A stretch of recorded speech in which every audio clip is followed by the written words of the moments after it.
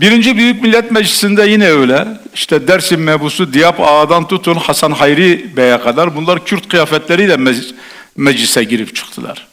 Ve biliyorsunuz Hasan Hayri Bey sonra idam edildi. Yunan Polatlı'ya kadar gelmişti. İşte başkenti Kayseri'ye götürelim, Konya'ya götürelim, geri çekilelim tartışmaları oluyor. Dersim mebusu Diyap Ağa hayatında bir sefer meclis kürsüsüne çıkıyor. Doğru düzgün Türkçe de bilmiyor. Diyor kardeşler diyor biz buraya ölmeye geldik, kaçmaya gelmedik. Herkes yerine oldu. Yüzlerce örnek var böyle yani. Yine Said Nursi'nin Allah rahmet etsin. İşte bazı Kürtlerin de bazı Türkler gibi İngilizlerle ilişkileri var, diyalogları var falan. Diyor ki biz İngilizlerden, Fransızlardan bir hak talep etmiyoruz. O Sevr Anlaşması döneminde de bir hakkımız olacaksa bunu Osmanlı Devleti bize verecek. Yine İngiltere'ye meydan okuyor. Diyor ki Kürdistan deniz kenarında olsaydı notlarınızla yani gemilerinizle, savaş gemilerinizle gelip bombalayabilirdiniz. Ama gelin Kürdistan dağlarında görüşün. Çok örnekler var böyle. Bir örnekle bitireyim bunu. Ekrem Cemil Paşa var. Hemen hemen yani hepinizin bildiği, tanıdığı Kürt ulusalcılarının, milliyetçilerinin en önde gelen şahıslarından birisi. Avrupa'da okumuş. İngilizlerin de desteğiyle bir Kürdistan kurulması fikriyatını taşıyor. Amcası oğlu Kadir Cemil Paşa ile beraber. Diyarbakır'da diyor biz işte büyük faaliyetler yaptık, toplantılar yaptık. Hatıratını okuduysanız böyle gün gün anlatır Diyarbakır'daki çalışmalarını.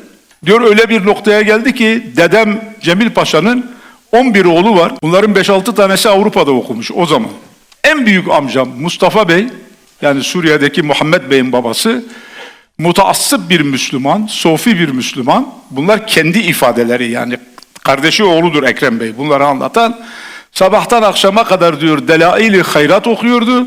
Diyordu ki Mustafa Kemal Mehdi'dir. Gelecek hem halifeyi kurtaracak hem alemi İslam'ı kurtaracak hem de biz Kürt kardeşlerinin bütün haklarını verecek. Savaştan sonra biliyorsunuz neler oldu. Ekrem Cemil Paşa cümlesini şöyle bitiriyor kendi hatıratında. Yani Mustafa Cemil Paşa amcasıyla ilgili. Diyor 3 ay peşinden koştuk. Bütün küçük kardeşleri ve yeğenleri amcamı ikna edemedik. Diyarbakır Müdafaa-i Hukuk Cemiyeti'ni kurdu. Bize karşı Kürt Terakki Cemiyeti'nin başkanı Ekrem Cemil Paşa'nın babası. Bir kardeş Kürt Tali Cemiyeti Başkanı, bir kardeş Müdafaa-i Hukuk. En son babam da diyor abesine katıldı. Bütün şeyhleri, ağaları topladı ve İstiklal Savaşı'nı Mustafa Kemal'i destekledi. Son cümlesi işte çok enteresan. Diyor ki Selanikli Mustafa, Diyarbakırlı Mustafa'yı kandırmıştı diyor. Şimdi hikayenin özeti budur. Yani bunu 3 saat anlatalım, 5 saat anlatalım. Çok farklı örnekler size arz edelim. Uzun bir hikayedir. O dönemdeki Kürtlerin kahir ekseriyeti Osmanlı Birliği içerisinde bir muhtariyet, yani özerklik, birlikte yaşama felsefesini savundular. Bunu savunanlardan Cibranlı Halit Bey'den tutun, Seyyid Abdülkadir'e kadar, oğlu Seyyid Muhammed'e kadar bunların tamamı idam edildiler. Sonra hikaye budur. Yani bunu da tekrar ispatlamak, tekrar belgeler çıkarmak uzun bir hikayedir. Bence hızlan bugüne gelmek lazım. Şimdi benim hayıflandığım bir şey var. Şimdi burada işte parlamentoda halen görev yapan kardeşlerimiz de var. Ben 3 dönem bulundum parlamentoda. En önemli işte meraklarımdan birisi eski meclis zabıtlarını okumak. Yani 1. Büyük Millet Meclisi, 2. Büyük Millet Meclisi. Neler konuşulmuş Musul meselesinde, Lozan'da vesairede. Değerli arkadaşlar maalesef Kürtler adına veya Kürt illerinden diyelim, oraya giden veya Kürt diyelim. Hani hangi ilden gitmiş, ne olmuş, nasıl olmuş onu da tartışmayalım. Maalesef o dönemde Kürtlerin işte ana dilli eğitimden tutun siyasal haklarına kadar talepte bulunan ve bunları zapta geçiren bir evrak yok. Ben görmedim. Gören varsa, bilen varsa desin ki vallahi sen hepsini okumamışsın. Bak şu zabıtta, şu maddede bu var. Filan milletvekili bunu talep etti. Şimdi siz siyasal taleplerinizi kayda geçirmemişseniz, yazıya geçirmemişseniz, işte günü geldiğinde konuşmamışsanız, tavır koymamışsanız maalesef iş işten geçiyor. Bu Erzurum Kongresi'nde de öyle, Sivas Kongresi'nde de öyle. Mesela Hacı Musa Begi Hoyti de oradadır. Yani birçok Kürt vardır. Ama o zabıtlara baktığınız vakit böyle çok dolaylı, çok böyle zorlayarak çıkaracağınız bazı hüküm ve cümlelerin haricinde böyle net, belirgin, maddeleşmiş bir siyasal talep maalesef görmüyorsunuz. Musul meselesine karşı çıkıyorlar ama Kürtlük adına veya yani şimdi Kürtlerin etnik talepleri, kültürel talepleri ayrı bir şey Musul meselesinin, Musul'un verilip verilmemesi ayrı bir şey. Ama orada Musul'a karşı çıkıyorlar verilme. Türkler de çıkıyor. Yani Erzurum Milletvekili Hüseyin Avni Ulaş'tan tutun Bursa Milletvekili Emin Bey'e kadar çok güzel konuşmaları var. Lozan'da şeriat hukukunu savunmuş. Yani şeriat hukukuna göre Hristiyanlar, Yahudiler azınlıktır. Bunların azınlık hakları verilmiş. Söz Kürtlere gelince İslam hukukunu savunmuş İsmet Paşa orada.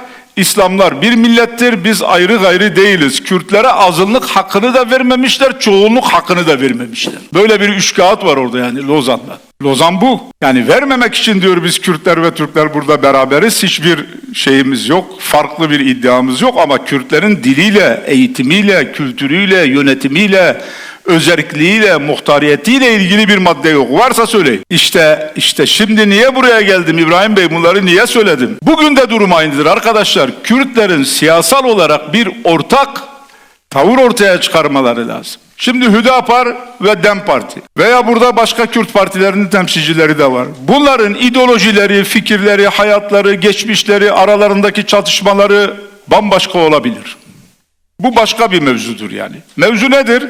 Kürtçe ana dilli eğitim. Herkesin bir olması lazım. Onu istemesi lazım. Köy, kasaba, şehir isimlerimizin iade edilmesi. Herkesin aynı şeyi istemesi lazım. Öbür dava öbür davadır. Yani ideolojik farklılık, ekonomik programın farklılığı, siyasal proje. Yani ortak noktalarda bir birleşme gerekmektedir. Bugün de eğer komisyonda da dışarıda da bir ortak irade ortaya konulamazsa inan edin akıbet geçmişten farklı olmayacaktır yani.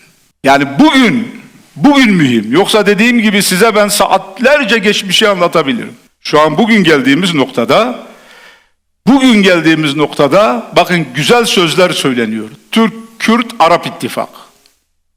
Muhteşem bir cümle Sayın Cumhurbaşkanı. Bir de benim çok hoşuma gidiyor. Bizim baba tarafı Kürt, yani aşiretimiz, annem Türk, babaannem Arap. Türk-Kürt-Arap İttifakı bizde sağlanmış 120 senedir var. Tam ittifak yani. Evet, tam ittifak. Çok güzel. Yani diğer bir fasıl, işte Özgür Özel'in söylediği ortak vatan. Ben Kürtlere bir devlet vaat ediyorum. Hangi devlet? Türkiye Cumhuriyeti Devleti, ortak devletimiz. Bakın Türk-Kürt-Arap İttifakı muhteşem. Ortak devlet muhteşem. Ama bu ittifak nasıl olacak?